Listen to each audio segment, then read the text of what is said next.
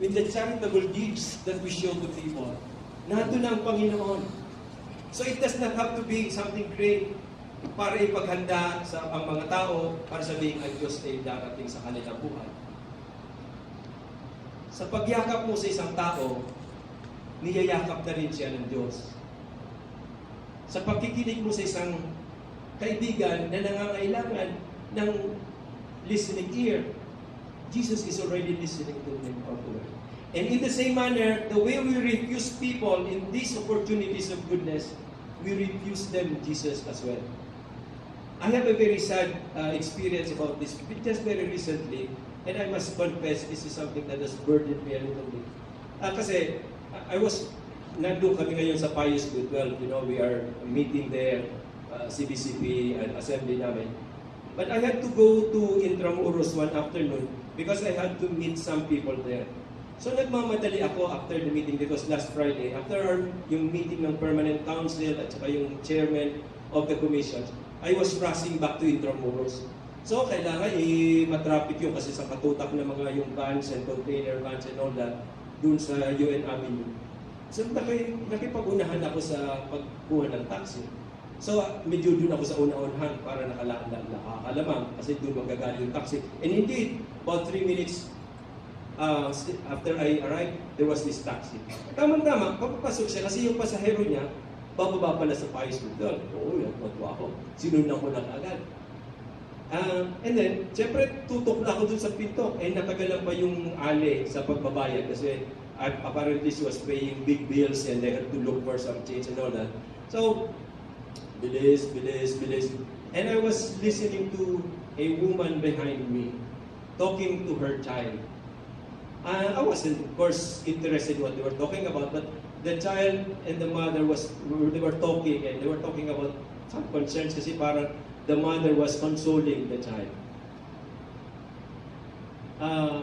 Pagbaba nung lady from the car, from the taxi, she was looking at the woman behind me. Say, sasakay ho kayo sa taxi? Parang I wasn't existing there. Parang wala akong walang tao kasi pinignan niya, nandun ako sa may pinto.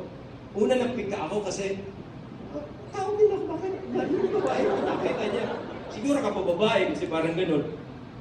And then, gusto ko na nga sumakay, sakay na kagad ako. Then, the taxi driver said as we were leaving, akala ko kasama mo yung dalawa. And then later on, as I was reflecting on it, it just dawned on me that this mother and child had a big bunch of luggage with them there. I don't know where they were going, but apparently they were going somewhere and they were waiting indeed for a taxi. Kasi nung lumingon ako sa kanila, nung tinanong siya ng ale, nung lumabas, sasakay kayo sa taxi. Medyo tumango siya ng konti, pero itinuro niya ako. Siya na kasi, parang gano'n. Okay, what was my point? I was so consumed with myself that I refused to be sensitive to the presence of that mother and child with all the luggage. I knew that if I turned to them, I was going to give them the taxi. And I was not willing to. And it burdened me a lot to realize that, what if she was hurrying home?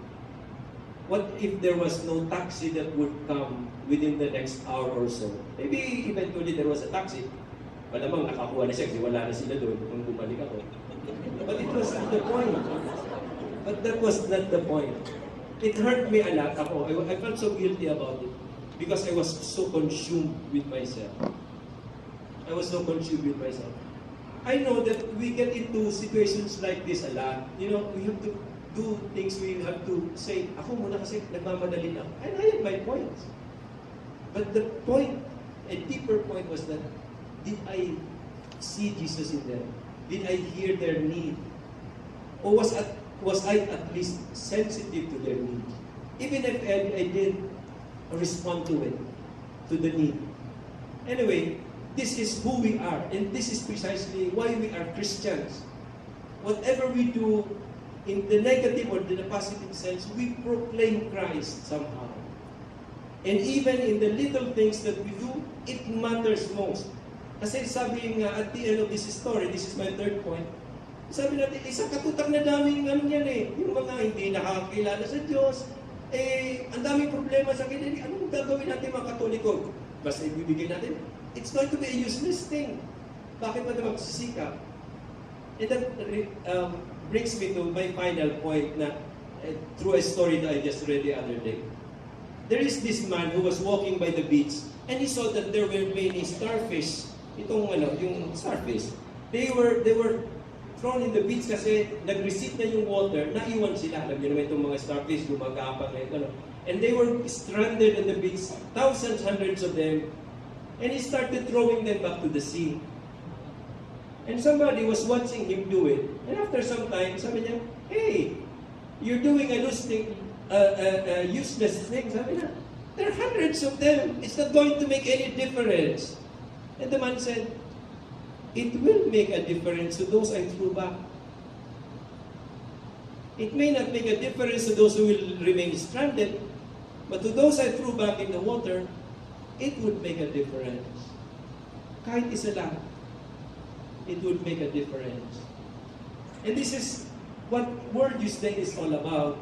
It may be a big thing for the world, but for you, maybe at the end, anong nakita mo? Anong naranasan mo? Nakita mo ba si Kristo? Naipahayag mo ba siya? Kanino? At sa paanong paraan? Paano? It would matter to us that we really take this seriously. Because it does not have to be that we share this to everybody. Only one. And that would be enough.